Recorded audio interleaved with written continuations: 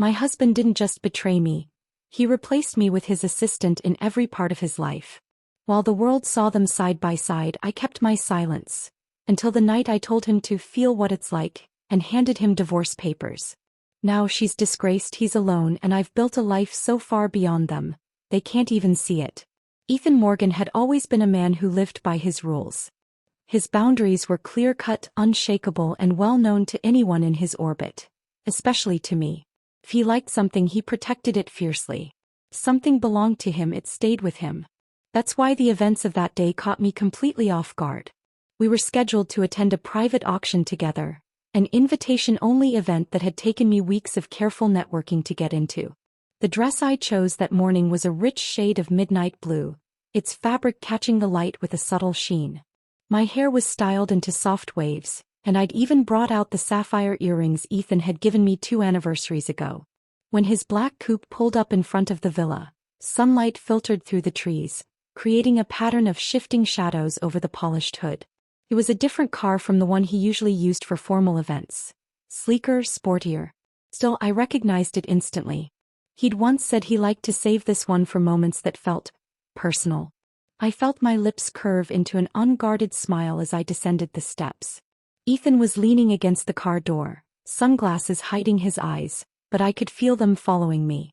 "Claire," he said with a small nod of approval, opening the passenger door for me. "Thank you." I slid into the seat, letting my skirt drape neatly over my legs. But the moment I settled in, something felt different. It wasn't obvious at first. The leather still smelled faintly of the cedar conditioner he used. The seat was still cool from the air conditioning. But the position, it was wrong.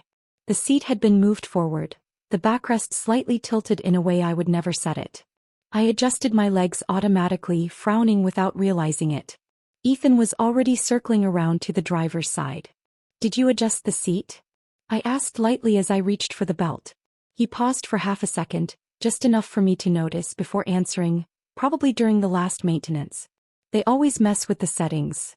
I hummed in response, fingers brushing the smooth leather along the seat's edge. "I guess so."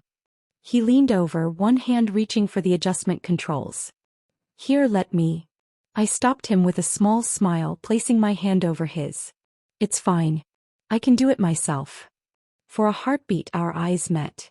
His gaze was unreadable behind those sunglasses, but I felt something there, curiosity, maybe even a flicker of surprise. I broke the contact first, focusing on moving the seat back to its usual position. "There," I murmured, settling in again. He started the car without further comment, the low purr of the engine filling the space between us. Outside, the sunlight was gentle, warm, and calm. Inside, I told myself the explanation was reasonable. Maintenance crews always fiddled with the settings. Still, the unease didn't quite fade. The auction itself was uneventful, though I found myself distracted more than once. Ethan was his usual composed self, bidding with calculated precision. We left with a signed vintage art piece that would look perfect in his office. But my thoughts kept circling back to that seat adjustment. It wasn't until a week later that the uneasy thread from that day unraveled completely. It was the evening of the annual city charity banquet, one of those high-profile affairs where appearances were everything. I'd chosen my gown carefully, a floor-length silk number in champagne gold, tailored to fit like it had been made for me. It paired perfectly with Ethan's black suit and gold tie. I was ready on time, descending the staircase with the kind of practiced elegance one developed after years of corporate events. The housekeeper had already mentioned that Ethan's car had just arrived. I smiled faintly, expecting to find him waiting in the driver's seat as always. Instead, the moment I opened the front passenger door, I froze. A young woman sat there, legs crossed neatly, her face bright and beaming. "Hello, ma'am," she greeted me cheerfully, but she didn't move. I blinked at her, my hands still on the door frame. Slowly I shifted my gaze to Ethan. He sat in the driver's seat as though nothing were out of the ordinary, one hand casually resting on the steering wheel. Since this was a formal event, I'd expected him to take note of our matching outfits, something he normally did. But his eyes barely flicked over me. "I'm Madison Chen," the woman said sweetly. "Mr. Morgan's new assistant." She continued without missing a beat. "I just joined the company, so I still have a lot to learn." Since there's a charity banquet tonight, I asked Mr. Morgan if I could tag along to see how these things work. Don't worry, I won't get in your way. Her tone was innocent, almost deferential, but her body language told a different story. She was comfortably settled in my seat. My seat. I turned my gaze back to Ethan. A flicker of something unreadable passed over his face before he said, "Get in the car, Claire, or we'll be late." For a moment I simply looked at him. Ethan Morgan, the man who once refused to let his own cousin take my seat during a 2-minute drive, now casually letting another woman occupy it. My heartbeat slowed. The edges of my vision sharpened. I shifted my attention to Madison, meeting her gaze head-on. "Get out." The air turned instantly heavy. Madison's eyes widened in disbelief. "Do you have a hearing problem?" I asked again, my voice crisp and cold. The sweetness drained from her expression. "I'm sorry for causing trouble," she murmured, forcing a smile as she unbuckled the belt. "I just thought it would be a good opportunity to learn." She stepped out, heels clicking against the driveway. Ethan said nothing, simply watching me slide into the passenger seat. But when I reached for the controls, I noticed it immediately. The seat was adjusted exactly the same way as the auction day. I exhaled slowly, moving it back without a word. My hands were steady, but inside, the anger simmered. The drive to the banquet was suffocating in its silence. Madison sat in the back now, all meek smiles and murmured apologies. "I was being inconsiderate," she said softly. "I won't go anymore." I gave her a faint, dismissive smile. Ethan's eyes flicked toward me in the mirror. "If you're not in the mood to go, we can just head home," he said evenly. "Fine," I replied. "I'm not in the mood." The rest of the ride was quiet, but in my mind the first fissure had already formed. A hairline crack in the walls Ethan had always kept so firmly in place. And I knew from experience, once a crack appears, it only ever widens. By the time we reached home, my mood was unreadable even to myself. But one thing was clear. Madison Chen wasn't just an assistant. And this was only the beginning. The ride home that night was quiet. Ethan kept his eyes on the road, his expression unreadable. Madison sat in the back, murmuring an apology about being inconsiderate and not meaning to upset me. I didn't bother answering her. She wasn't apologizing for my sake, she was performing for Ethan. When we reached the villa, Ethan lingered a moment after parking. "We'll talk later," he said, which was his way of postponing anything he didn't want to address in the moment. I simply got out and walked inside. The next morning I called Sophie. She answered on the second ring. Something happened, didn't it? I didn't need to tell her much. Just the bare bones. The auction seat adjustment, Madison in my seat at the banquet, her refusal to move until I ordered it, and Ethan's strange indifference. Sophie's verdict was immediate. "She's testing you. And she's not going to stop now that you've embarrassed her." "She seemed clueless," I said flatly. "That's exactly the act," Sophie replied. "If you make her get up, you look petty. If you don't, you stew while she stakes her claim. Either way, she gets under your skin. Watch her, she'll escalate." Her words lodged in my mind like a splinter. 3 days later, Sophie was proven right. I was in my art studio reviewing sketches when my phone buzzed. It was a message from her. "Check this out." 2 attachments followed, a photo and a screenshot. The photo was from a high-profile charity banquet, one I hadn't attended. Madison stood in the center of a bustling hall, smiling with practiced sweetness. She wore a pale silver gown that fit her perfectly, hairstyled into a sleek chignon, makeup flawless. My heart gave a sharp, unpleasant thud. The gown looked painfully familiar. I zoomed in. The neckline, the embroidery, the way the hem caught the light. It was mine. I switched to the screenshot Sophie had sent. It was Madison's social media post from the previous night. "To shine at a banquet, you have to wear a stunning dress." I could almost hear the smugness behind the words. That dress had been in the backseat of Ethan's coupe, still in its garment bag after I wore it to a gala the week before. I hadn't taken it inside yet. And now Madison was wearing it, publicly for everyone to see. Sophie called immediately. "You saw it." "I saw it," I said, my voice tight. "She didn't just wear your dress, she broadcast it. She wants you to see her as competition, even if you don't take her seriously." I stared at the image of Madison's smile. "What are you suggesting?" "My friend in media was at that event," Sophie said. If the organizers find out she wore a gown that had already been seen at another high-profile banquet just days before, she'll embarrass herself and anyone connected to her. Especially Ethan. A slow, cold satisfaction stirred in me. Do it. Sophie's friend didn't waste time. Within half an hour the story was trending online. Ethan Morgan's mystery guest in recycled couture. Faux pas at charity banquet. Sharp-eyed viewers compared Madison's appearance to photos from the earlier gala. The same dress, the same detailing. Comments poured in. How does a CEO's assistant not know basic etiquette? Wearing a used gown to an event like that? Embarrassing. Where did she even get it? Some defended her, claiming she might not have known. Others pointed out that she'd posted about the dress herself, complete with a caption praising it. By evening, Madison's name was all over industry gossip boards. The more people dug into her background, recent graduate, no family connections, the more the whispers turned into open speculation. She's aiming for more than just an assistant's job. Bet she got that dress from her boss. I didn't comment. I didn't have to. The current was already against her. The next day inside Ethan's company the shift was obvious.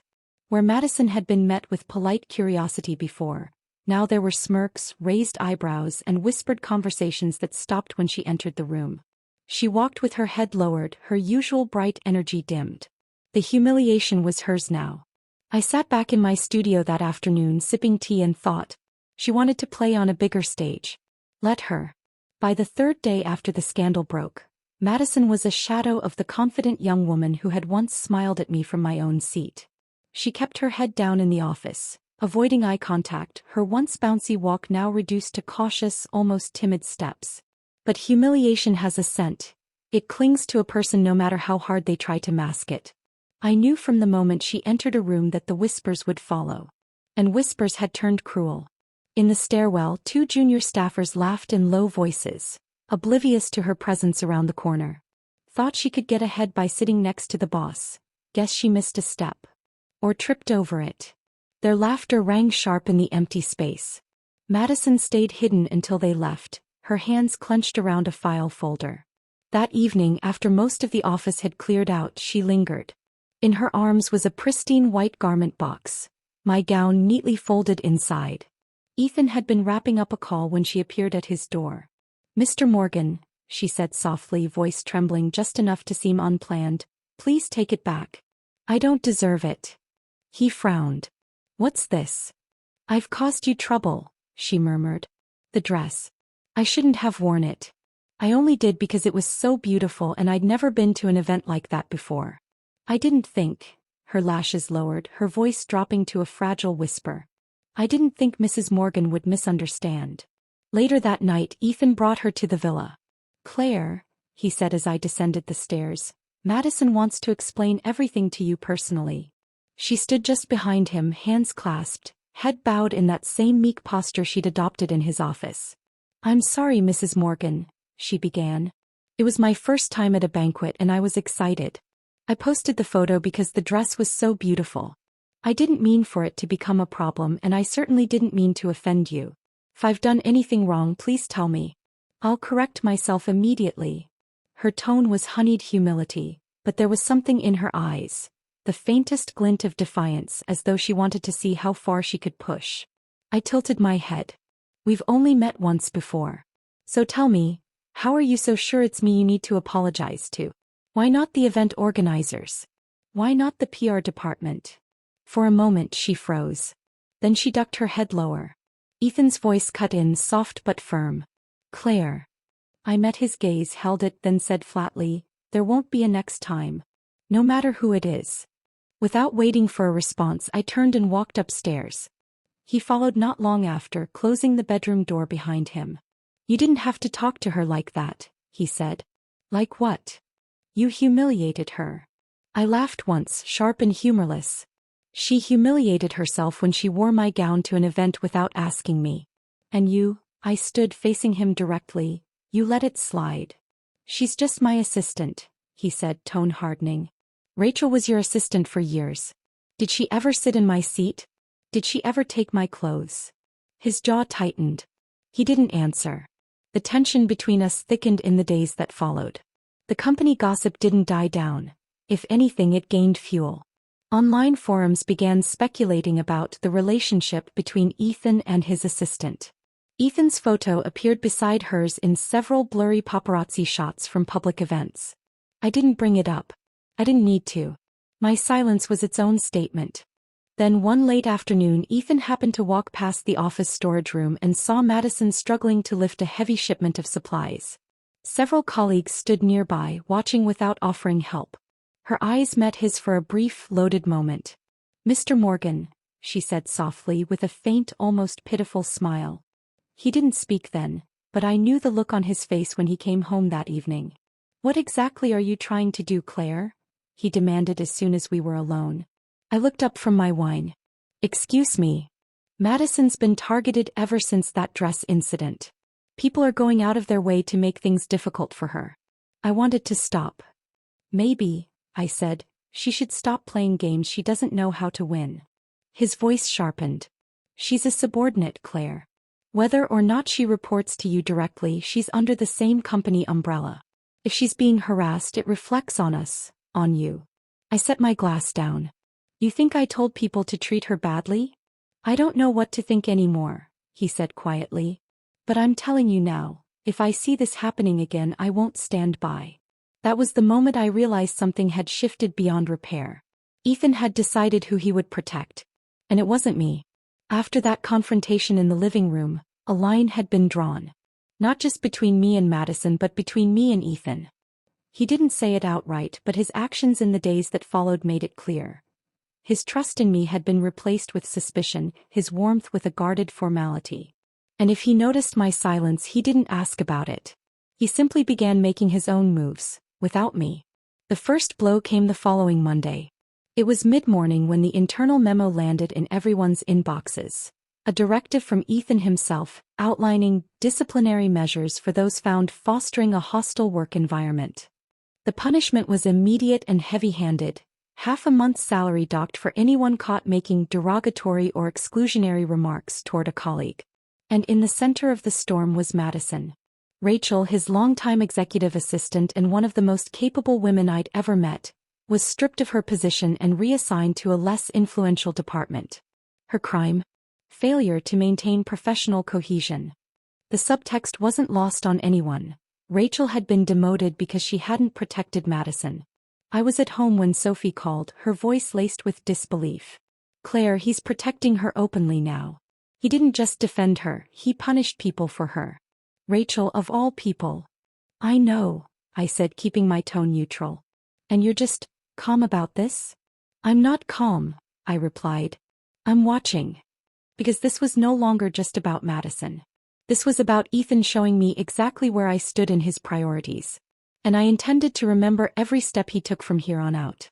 2 nights later, the second blow landed. Ethan came home earlier than usual, his expression unreadable. He didn't join me in the dining room for dinner. Instead, he went upstairs without a word, only to reappear half an hour later with 2 suitcases rolling behind him. "I'll be staying at the apartment near the company for a while," he said flatly. I didn't ask why. I didn't need to. And then, the insult buried inside the injury, he added, "Madison will be helping me pack my office things tomorrow. I don't want to leave it to the movers." It took me a second to process what he'd just said. "You're bringing her here?" His tone was clipped. "She knows what's in the office better than anyone else right now." I set down my fork carefully, forcing my voice to remain even. "Do whatever you want, Ethan. You already are." The next afternoon they arrived together. The housekeeper had clearly been informed ahead of time because when I came downstairs, the hallway was already lined with neatly packed boxes.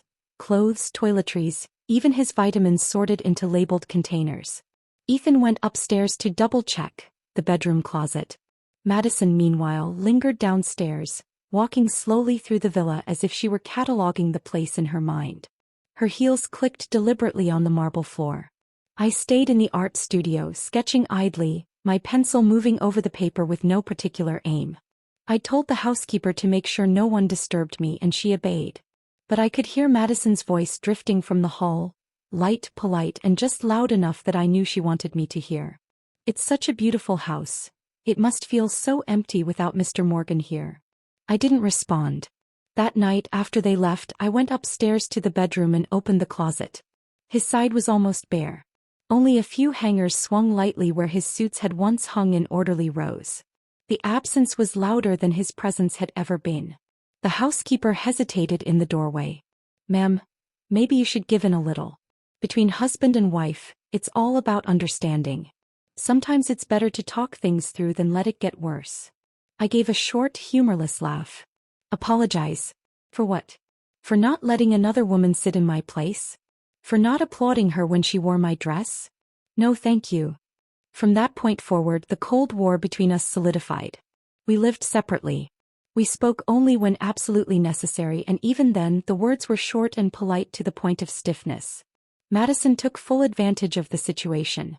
Her social media became a curated diary of her life alongside Ethan. Photos of them at business events, at networking dinners, in cars. Never overtly intimate, but with just enough closeness to spark speculation. In one shot, she was holding a coffee cup with his initials scrawled on it in black marker.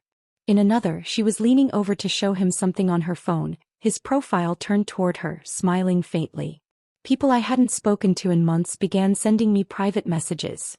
Polite, cautious inquiries disguised as small talk. "Saw something online. Hope you're okay. If you need to talk, I'm here." I replied with the same response each time. "Thank you, I'm fine." Because in truth, I didn't want their pity. I had already made up my mind about one thing. I wasn't going to fight to hold on to something that had already changed beyond recognition. But I wasn't going to be pushed out without my dignity intact either. 2 weeks into our separation, Sophie came over with a bottle of wine. "You've been quiet," she observed, pouring us both a glass. "I've been thinking," I said simply. "About what?" "About what I actually want. Not what Ethan thinks I should want. Not what Madison wants me to give up." Her eyes sharpened. And I've decided," I said, "that when I walk away I'm going to do it on my terms. Not theirs." Sophie raised her glass. "Now that's the Claire I know. But before I could put any plan into motion, I needed to create space, both physical and mental. That meant clearing out the villa, removing everything that tied me to the shared life Ethan and I had built there. It was in that silence that I began making practical moves. I met with the legal team from One Group, my family's firm, to start drawing up a property division plan. I spoke to a discreet real estate broker about purchasing a smaller, private residence in the city. And I began moving my personal belongings out of the villa, one careful trip at a time. There was no dramatic announcement, no shouting match, no emotional collapse. Just the quiet, methodical preparation for a clean break. Madison, of course, continued her public performance. Her posts grew bolder. Less about work, more about the lifestyle she now had access to. Fine dining. Designer shopping bags. Tickets to exclusive galas. And always, a subtle hint that Ethan was the one making it all possible. But the more she flaunted, the less I cared. Because in my mind she was no longer a rival. She was just the placeholder for the man Ethan had chosen to become. A man I no longer recognized and no longer wished to hold on to. The Cold War had reached its quiet equilibrium. We didn't speak of reconciliation. We didn't fight in public. We simply existed in separate worlds, with a thread of legal and financial ties still binding us, for now. And as I sat one night in the empty villa, a glass of wine in hand, the sound of rain against the windows, I realized something. I didn't miss him. Not the way I thought I would.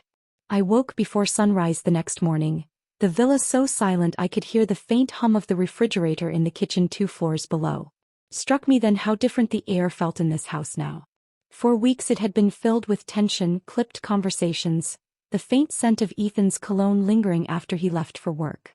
Now there was only the emptiness. And I realized I didn't miss him. Not his presence. Not the way he used to make me laugh. Not even the version of him I'd once loved. That man didn't exist anymore. I sat on the edge of the bed, my bare feet pressing into the soft rug, and let the thought take root. I'm done. Once I said it to myself, the path forward became clearer. The first step was to reclaim my life on my own terms. No more waiting for Ethan to decide whether our marriage was worth his attention. No more trying to keep the peace, while he let another woman play at being part of our life. I would decide when this ended. Over breakfast, I pulled out my planner and began making a list. 1. Contact the One Group's legal team about preparing a property division plan. 2. Research discrete real estate options for a new residence. Somewhere private, somewhere mine. 3. Begin moving personal belongings out of the villa. 4. Reduce unnecessary public appearances until the divorce was final. I wasn't emotional as I wrote it. My hand was steady, my mind sharp. This wasn't about revenge anymore. It was about control. That afternoon Sophie called. "Claire, I have a question for you," she said without preamble. "How do you feel about Italy?" I blinked. "The country or the food?" "The country," she replied with a laugh. "I have to be in Florence next week for work. But after that I'm going to spend a few days in Milan. You should come with me. It'll do you good." I hesitated. "Next week?" "Yes," she said firmly. "Before you say no, remember that the last time you left the country for something other than work was... when?" I thought about it. She wasn't wrong. "All right," I said finally. "I'll go." "Good," she said. "I'll book your ticket." For the rest of the week I focused on preparation.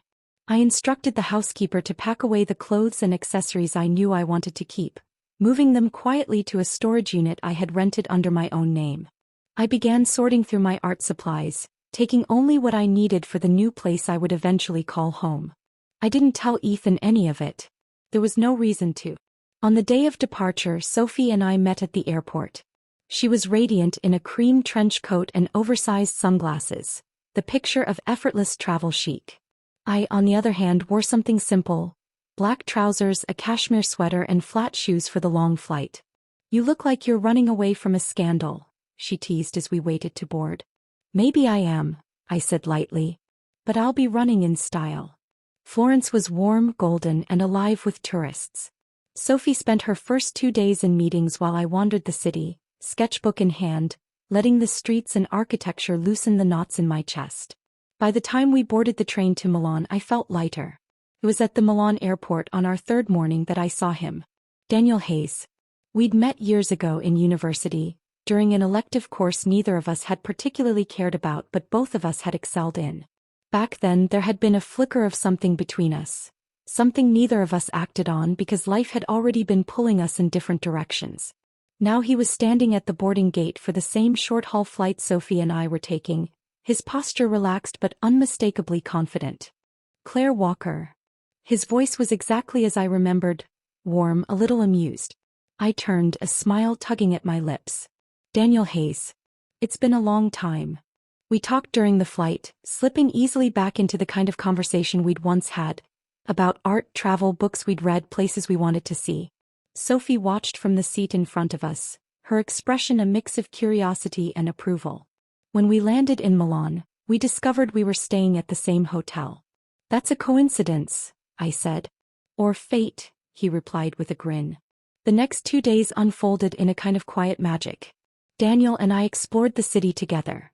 The Galleria Vittorio Emanuele II with its soaring glass dome, the Duomo's intricate spires against the pale sky, the quiet charm of side streets lined with small cafes. At night, we walked along the canals, our reflections rippling in the water. On our last evening, we released small sky lanterns in a quiet courtyard. "When you let go of something," Daniel said, watching the orange glow drift upward, "you make room for something better." I looked at him, wondering if he knew how closely his words mirrored the thoughts I'd been having for weeks. "I think I'm finally ready to do that," I said softly. And for the first time in a long time I meant it. 2 days after I returned home from Italy, the phone rang while I was arranging flowers in the kitchen. It was Sophie. Her voice came through in a rush, almost gleeful. "Claire, you're trending." I froze, pruning shears in hand. "Trending?" "Apparently," she said, "you were spotted more than once in Milan with Daniel Hayes. The same frame, the same 2 days, and the same very charming smiles." I set the shears down slowly. "Let me guess, the paparazzi?" "Persistent ones," she confirmed. "They've got shots of you at the Galleria having coffee by the canals and releasing sky lanterns." She laughed. "Honestly, you both look like you're starring in a romance film." When I opened my laptop, it was exactly as she'd described. The headlines were dramatic. "Claire Walker's European escape. New man in the picture?" Society Beauty spotted in Milan with media entrepreneur Daniel Hayes. The photos weren't scandalous by any real measure, but they didn't need to be. The implication was enough to spark speculation. I didn't feel panic. If anything, I felt strangely calm.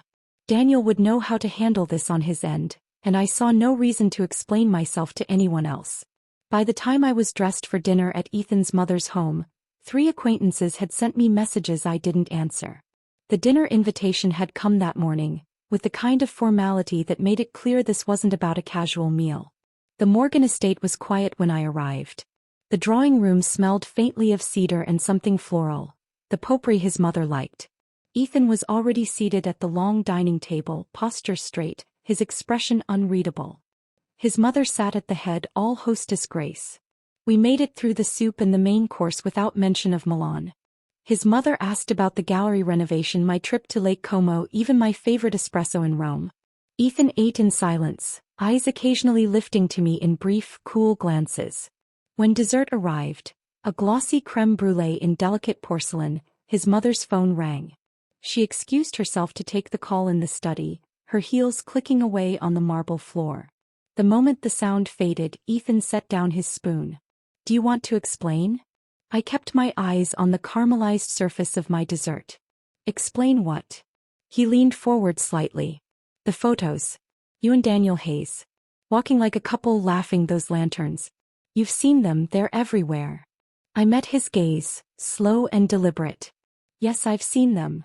"Well," he demanded. "Well, what? What were you doing with him?" I let the pause stretch, then said evenly, "Having coffee. Walking through the city. Releasing lanterns over the canal." His brows knit. "That's it. That's it. That's your explanation?" His voice sharpened, low but cutting. "Yes," I said. "Because unlike you, I don't owe the world, or you, a defense for how I spend my time." His jaw flexed. "I'm your husband. And Madison is your assistant," I replied without missing a beat. "But you've spent months letting her stand where I should be standing. Letting her sit beside you at events, field questions meant for me, walk into rooms on your arm.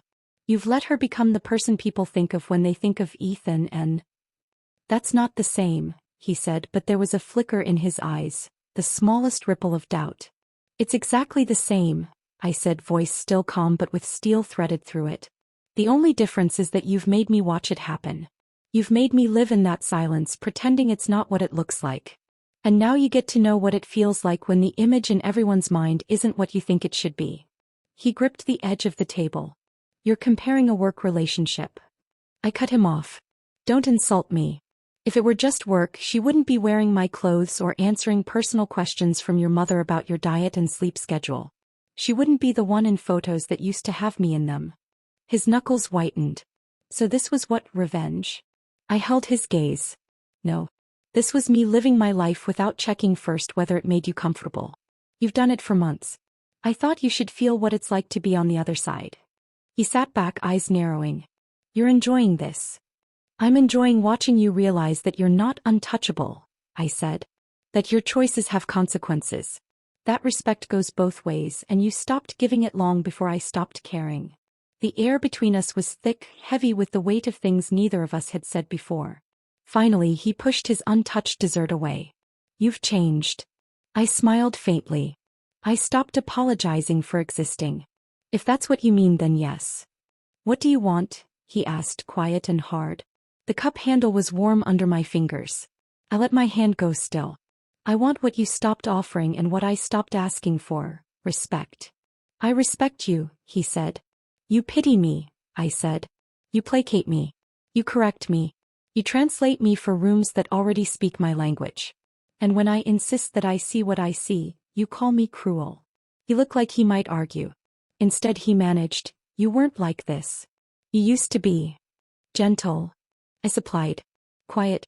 Easier to keep at your side when it served the photograph."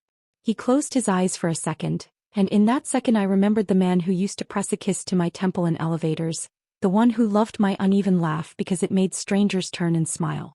I hated that memory for how tenderly it still handled me. I set it down like a glass I didn't trust not to break in my hand. "Stay," he said, eyes opening. "We can reset. Put this behind us. I'll set boundaries with Madison. Boundaries like don't wear my clothes? I asked. Like, sit in the back seat like every other assistant has since your first internship? Like, stop updating my mother-in-law on my husband's vitamins. I'll move her, he said quickly, jumping on the lifeline. To another department. I'll hire a new male. The speed told me everything. The willingness to rearrange furniture when the foundation was cracked. Ethan, I said gently, and watched the gentleness cut anyway. You're negotiating for a marriage you already left. Then tell me what to do, he insisted. I will do it. The words were earnest. They were late. And they were a strange echo of a kindness he'd once had with me. A willingness to learn what pleased me and then memorize it like sheet music. I could see he thought love was a series of switches he could flip back to on. You can't undo a posture by changing a pose, I said. You can't backdate respect. His throat bobbed. You've made up your mind. Yes. Because of Daniel? Because of me, I said. Because I looked at the life I had and the person I was inside it, and the floor tilted toward an exit and I followed gravity. He stared at me and I saw the calculation stop. The strategy table drove off the map. His voice when it came next was not for rooms. It was for me. I love you. It would have wrecked me a year ago. Now it landed like rain on a roof. Honest, harmless, unable to enter unless invited. I believe you, I said. I don't want what that love asks me to be. He swallowed. Which is what? Quiet about my instincts. Forgiving of your exceptions. Grateful for crumbs because the table is expensive. He flinched again, sharper. That's not fair. It's precise, I said. Footsteps in the corridor, his mother's returning. They slowed near the doorway and faded again. She was giving us the courtesy of distance even in her own house. Ethan straightened, bracing. Then say it if you're going to. Don't hang it over me like weather. I nodded and my voice did not shake. I want a divorce. The room did a small, uncanny thing. It clarified. The ear sharpened as if someone had adjusted the focus of a lens. Ethan didn't speak right away. The quiet was so complete I could hear the faint tick of the mantel clock trying to persuade the moment to move forward. No, he said finally, softly. You can't just. I'm not asking, I said.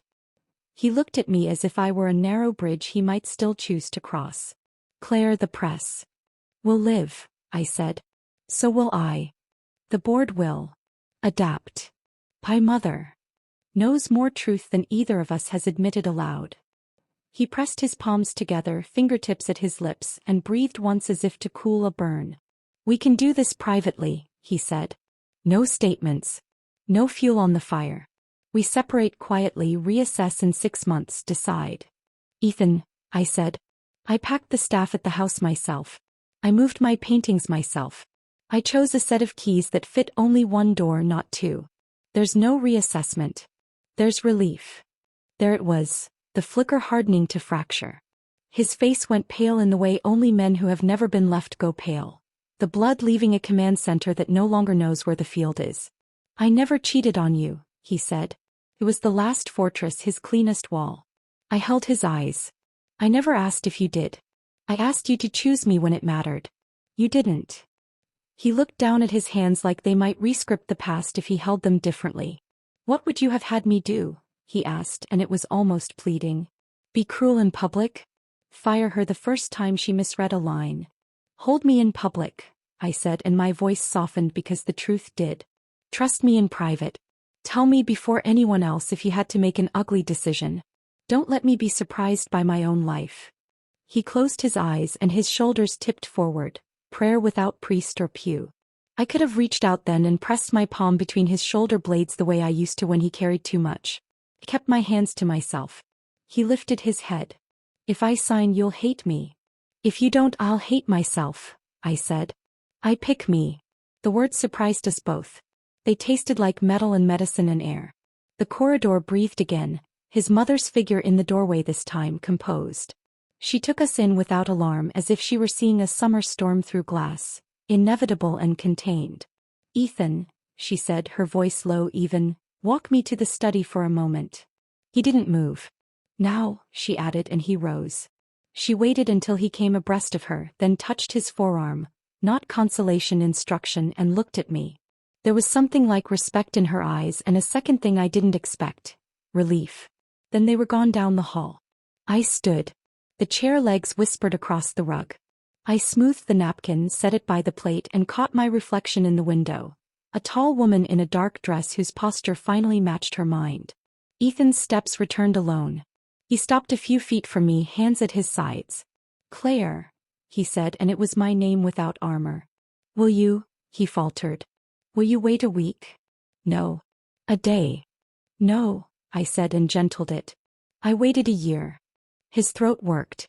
"It'll ruin me," he said, small, boyish, unhidden. "It will refine you," I said. "Or it won't. But it will be honest." I heard him breathe in once, as if to keep from saying something that would scratch the last unbroken thing between us. He didn't speak again. Outside, the air smelled like damp stone and night-blooming jasmine. The driver opened the car door. I shook my head. "I'll walk," I said, and he nodded, the right kind of silence. I took the steps slowly, feeling each one like a count back into my body. At the iron gate, I glanced over my shoulder. Through the long window I could see him. A figure in a black suit beside a long white table, alone with the wreckage of a meal and a cup that had gone cold. I didn't feel triumph. I felt something better. Alignment. The gate clicked behind me, crisp as a period. I slid my hands into my coat pockets and started down the street. The sky above the trees was the kind of heavy velvet that makes city lights look softer than they are. Somewhere a dog barked and then decided against it. I walked until the house disappeared behind hedges and turns in the past, and I did not quicken and I did not look back. I had not won. I had chosen. And the choosing was the point. When my phone buzzed, I let it. When it buzzed again, I stopped beneath a pool of lamplight and looked. A text from my lawyer. Draft prepared. Ready to file at 9 a.m. Another from Sophie. I'm up. Dear whiskey. I typed T. Throng. Then I slipped the phone away and let the night touch my face. Feel what it's like, I had told him. The phrase returned now not as an indictment but as a benediction I gave myself. Feel what it's like to keep your own hand. Feel what it's like when the door opens and you are the one who walks through first. The city breathed. I breathed with it. The next morning began without ceremony. My phone buzzed at 9:02, a calendar notification I'd set weeks ago, back when the idea of ending my marriage was still a thin ember. Filing appointment. Downtown. I dressed simply. Black trousers, silk blouse, the blazer with clean lines that made me feel like my outline had been sharpened. At the courthouse, the filing was procedural. The clerk accepted the envelope from my lawyer, stamped the date, and slid it into the stack that would move from desk to desk until the ink was official. Ethan didn't come that morning. He did, however, send a message at 6:17 that evening. Dinner. My place. I stared at the screen. There were a dozen reasons to ignore it, but one reason not to. Closure is cleaner when you've looked it in the face. I replied with a single word. Fine. The house looked the same as I'd left it. Symmetrical, expensive, quiet. But the air had changed. The kind of stillness that follows after a storm has already stripped the leaves from the trees. Ethan stood in the living room, not in his usual suit but in a dark sweater and slacks, as if armor would be pointless now. He didn't make small talk. He just gestured toward the table where 2 plates of roast chicken and vegetables sat cooling. Eat, he asked. I shook my head. Talk. He sat, leaning forward, elbows on the table. I'm signing. No preamble. No bargaining. I waited. His gaze dropped to the tablecloth. I thought I could persuade you to stay. That if I just removed Madison from the picture, if I changed the optics. He stopped himself. But it's not the optics, is it? No, I said quietly. It never was. He nodded slowly, then reached into the folder by his chair. The papers lay between us, a stack of white that seemed to weigh more than it should. He slid a pen across the table. You'll need to countersign once they're filed back. I touched the pen but didn't pick it up. This is the right choice, Ethan. I know, he said. And for the first time in months I believed he meant it. We didn't talk about Madison. We didn't talk about Daniel. We didn't talk about the marriage and autopsy detail. We just sat there, 2 people at the end of a road, and let the quiet hold what words could not. When I stood to leave, Ethan followed me to the door. Claire. I turned. I'll regret losing you, he said. But I'll try to be the man who deserved you. Even if it's too late. I gave him a small nod. Not forgiveness, not agreement, just acknowledgement, and walked out for the last time. It happened 2 weeks later, in the lobby of a downtown hotel where the Walker Foundation was hosting a luncheon. I was in line at the registration desk when I heard my name. Claire. I turned to find Madison, impeccably dressed but carrying the brittle energy of someone no longer standing where she used to. She'd been reassigned, I'd heard. Ethan had shifted her to a low-visibility administrative role in another branch. Rumor had it she'd fought the move, but the change stuck. I heard the papers are signed, she said, her smile thin. Congratulations. I suppose Daniel must be thrilled his European holiday paid off. I looked at her for a long moment, then smiled. Slow, deliberate. You know, Madison, the difference between you and me is simple. I left on my own terms. You were escorted out. Her smile faltered. And while we're talking about holidays, I added, you might consider taking one. Somewhere far away from the circles you've burned your way through. I let my eyes sweep her head to toe. Reputation travels faster than luggage. I stepped past her to the desk, feeling the heat of her silence behind me. Later, I'd hear from a mutual acquaintance that Madison's replacement was a man named Victor. Ex-military, efficient, immune to social intrigue. Ethan kept his team strictly professional after that, the way he should have from the beginning. Madison faded from public view, her name surfacing only in whispers about jobs she didn't get. I didn't feel satisfaction so much as distance. He was no longer part of my world. Neither was Ethan. The next 2 years unfolded in deliberate strokes. I moved into a new apartment overlooking the river, its walls filling with art from young painters I'd met through the scholarship program. My calendar was a balance of foundation work, gallery openings, and quiet evenings with people who didn't treat relationships like mergers.